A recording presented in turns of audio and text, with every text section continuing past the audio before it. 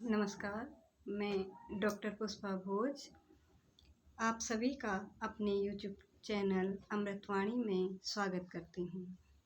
आज मैं जिस विषय पर चर्चा करना चाहती हूँ, शायद आप सभी भी कभी न कभी उस विषय पर ज़रूर सोचते हैं। कभी न कभी आपके मन में उस विषय पर ख्याल ज़रूर आता है। हम सोचते हैं, क्या यही जीवन है या इसके बाद भी जीवन है? यदि जीवन है तो कैसे है? हमारे यहाँ पे आत्मा, शरीर ऐसे बहुत सारे शब्द आम भाषा में या बोलचाल में भी यूज किए जाते हैं। तो आप सभी जानते हैं कि शरीर को नश्वर माना जाता है। ये भारतीय दार्शनिकों के या भारतीय विचारधारा में ये बात कही जाती है कि शरीर नश्वर है और आत्मा अमर या अजर है। इसी आत्मा की अजर और अमरता पर आधारित जो एक सिद्धांत या थ्योरी प्रचलित है, वह है, जिस पर मैं चर्चा करना चाह रही हूँ, वह है पुनर्जन्म, जिसका विचार हम सभी के मन में कभी न कभी आता है। पुनर्जन्म, जिसे इंग्लिश में हम रिबर्थ और रीजनरेशन, रीकार्नेशन भी इसे कहते हैं। तो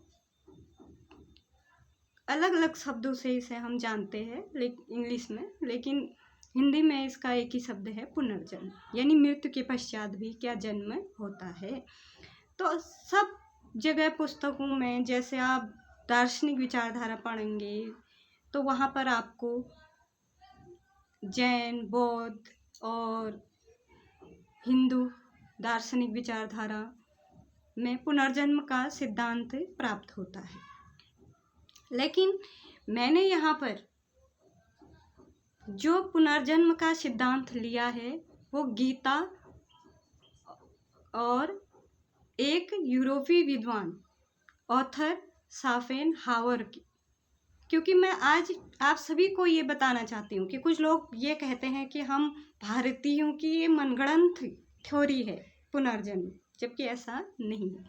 इस पर विदेशियों ने भी विचार विमर्श किया है, मंथन किया है और अपने विचारों को भी उन्होंने व्यक्त किया है।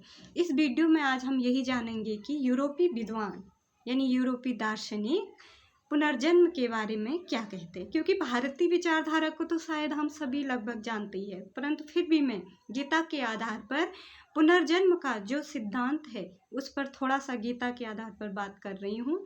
जैसे गीता में कहा गया है, जातस्य ही ध्रुवो मृत्यु ध्रुव जन्म मृत्युश्च तस्माद् परिहार्यर्थे न तुम सोचित्यो अहर्षि।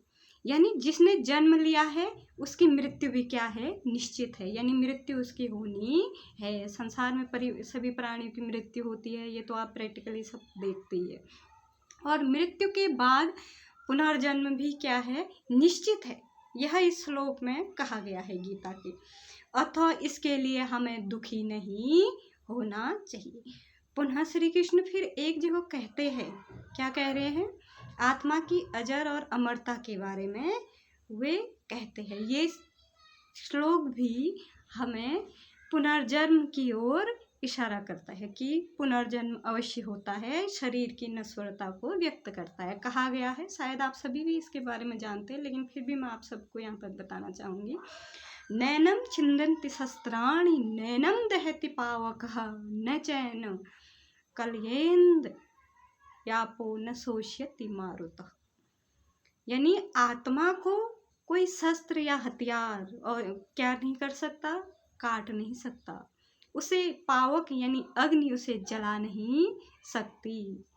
आपो, आप कहा जाता है संस्कृत में जल को, जल उसे भिगा नहीं सकता। मारुतः शोषयति, और वायु उसे सुखा नहीं सकती।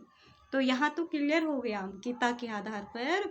और गीता पे जिसने भी अपने भाष्य लिखे हैं और गीता पे जिसके भी विचार अलग अलग पुस्तकों में हमें मिलते हैं, जैसे अरविंद के विचार और विवेकानंद जी के विचार, आप किसी भी दार्शनिक के विचार लेंगे तो वहाँ पर आपको पुनर्जन्म का सिद्धांत मिलेगा, तो वो गीता पर आधारित होगा और इसी पे वहाँ पे विस्तार किया गया होगा। तो अब हम यह जानते हैं कि हाँ, भारतीय तो मानते हैं कि पुनर्जन्म होता ही होता है, इसलिए हमें हमेशा क्या करना चाहिए, अच्छे कर्मों को करना चाहिए। ये कहा जाता है ना हम लोगों को, क्योंकि जीवन यहीं तक नहीं है, ये तो एक पड़ाव है, इसके बाद भी अगला जीवन होगा और हमारे कर्मों का फल ही हमें उस जीवन में भोगना पड़ता है। और ये सत्य भी है, क्योंकि कई बार लोगों ने इसे अनुभव भी किया है। और किसी को तो पूर्व जन्म की स्मरण शक्ति रहती है, पूर्व जन्म का उसे सब कुछ याद रहता है और वो बताता भी है, इसलिए बहुत बार ये मतलब सिद्ध भी हो जाता है कि हाँ पुनर्जन्म होता है, प्रैक्टिकली सिद्ध हो जाता है। अब जो यूरोपीय विद्वान है, जिसके बारे में आप सभी ने शायद बीएड में या कहीं भी पढ़ा होगा, एक जर्मन दार्शनिक हुए हैं आर्थर शोपेनहावर, जिनका समय लगभग शायद 22 फरवरी से 1788 से 21 सितंबर 1960 तक माना जाता है। कहा जाता है कि इनकी आयु 72 वर्ष रही और इन्होंने अपनी पुस्तक, इनकी एक पुस्तक है, उस पुस्तक का नाम है डाई वेल्ट एज ए वेल एंड आवर टेड, ठीक है। तो उस पुस्तक में इन्होंने पुनर्जन्म के बारे में जो कुछ कहा है, मैं आप सभी के सामने उन्हीं शब्दों को बता रही हूँ, उसमें कुछ जोड़ तोड़ नहीं कर रही हूँ, थोड़ा बहुत उसे मैं आपके सामने समझा दूँगी, अपनी बुद्धि के अनुसार थोड़ा सा उसे मैं आपके सामने एक्सप्लेन करूँगी, व्याख्या उसकी करूँगी, लेकिन मैं उसके जो शोपेनहावर के जो विचार हैं, उनके विचारों को उसी रूप में आपके सामने रखूँगी कि यूरोपीय जो विद्वान है वो हमारे पुनर्जन्म के सिद्धांत पर क्या कहते हैं या उन्होंने क्या कहा है, क्या वो खुद से मानते हैं या नहीं मानते हैं, ये हमें यहाँ पे पता चलेगा। वे कहते हैं, क्या कहते हैं, किसी व्यक्ति के लिए जैसे नींद, क्या कह रहे हैं, जैसे नींद में हम सो जाते हैं ना, आंखें बंद हो जाती है, जैसे नींद है उसी तरह इच्छा शक्ति के लिए मृत्यु है, उसी तरह क्या है, इच्छा शक्ति के लिए मृत्यु है। यदि स्मरण और व्यक्तित्व कायम रहे तो उन्हीं कर्मों को करना, और यदि स्मरण और व्यक्तित्व कायम रहे तो उन्हीं कर्मों को करना और उन्हीं दुखों को भोगना, यदि सदा अनंत काल तक भी। कब तक, यदि सदा अनंत काल तक भी, अनंत काल मतलब जिसका कभी अंत नहीं होता। बिना लाभ के करते रहना कभी सहन नहीं हो सकता, वह उन्हें दूर करने के लिए यानी दूर फेंक देता है, और यही उनकी भाषा में जिसे क्या लेथी कहते हैं, लेथी यानी मृत्यु है। और इस मृत्यु रूपी नींद से नया जो प्राणी है बनकर दूसरी बुद्धि इंद्री को साथ लेकर दूसरी बुद्धि इंद्री क्यों कहा इन्होंने, क्योंकि एक नया जन्म होता है तो बुद्धि भी क्या होती है, बदल जाती है, परंतु संस्कार, हमारी भारतीय जो थ्योरी है, सिद्धांत है, वो कहते हैं कि संस्कार नेचुरल रहता है, प्रकृति उसकी पूर्व जन्म के अनुसार ही रहती है। जिसे कभी आप न्याय दर्शन में पढ़ते होंगे संस्कार क्या है। संस्कार, इस संस्कार का मतलब वो संस्कार नहीं है उठना बैठना खाना पीना सिखाना या सभ्यता को सिखाना, ये संस्कार नहीं है। जो बीज मनुष्य का बीज स्वरूप है, जो उसे पूर्व जन्म से एक नेचर प्राप्त होता है जिसे बदला भी नहीं जा सकता, उसे संस्कार कहता है न्याय दर्शन। तो ये जो बीज रूपी है वो बुद्धि इंद्री को लेकर पुनः प्रकट होता है, यानी फिर से जन्म उसका हो जाता है। यहाँ दिवस या दिन उसे नए प्रदेशों को क्या करते हैं, नए प्रदेश कहने का मतलब यहाँ है नई नई चीज़ें या नया जो उसका वातावरण होता है वह उसे ललचाता है। यानी वह फिर से संसार में आके, अगर हम इसे भारतीय थ्योरी के अनुसार समझेंगे तो क्या कहेंगे सीधे से, वो संसार में जन्म लेते ही माया में फंस जाता है, यानी माया मोह में फंस जाता है। तब तो ये सतत होने वाले नए जन्म उस अविनाशी इच्छा, अविनाशी मतलब जिसका कभी विनाश ना हो, इच्छा शक्ति के जीवन स्वप्न की लगातार श्रेणी रूप है। जीवन स्वप्न की क्या है, लगातार श्रेणी रूप है।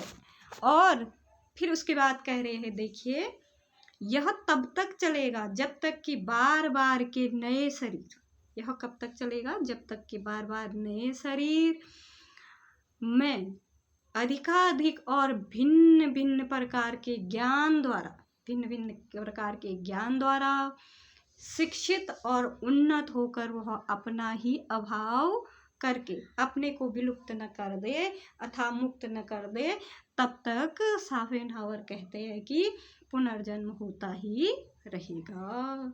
पुनर्जन्म का प्रमाण, आगे कहते हैं शोपेनहावर, पुनर्जन्म का प्रमाण अनुभव द्वारा भी मिल जाता है।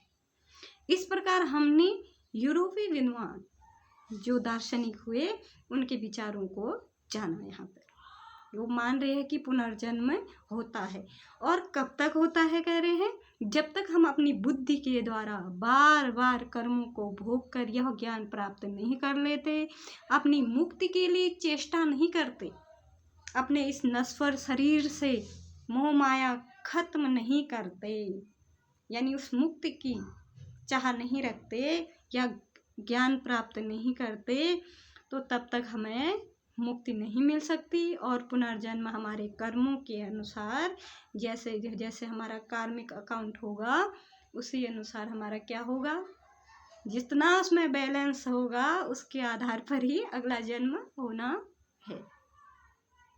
उसी के अनुसार हमें क्या करना है, अपने कर्मों का ब्याज भी तो हम ही को चुकाना है ना, हमें ही मिलेगा।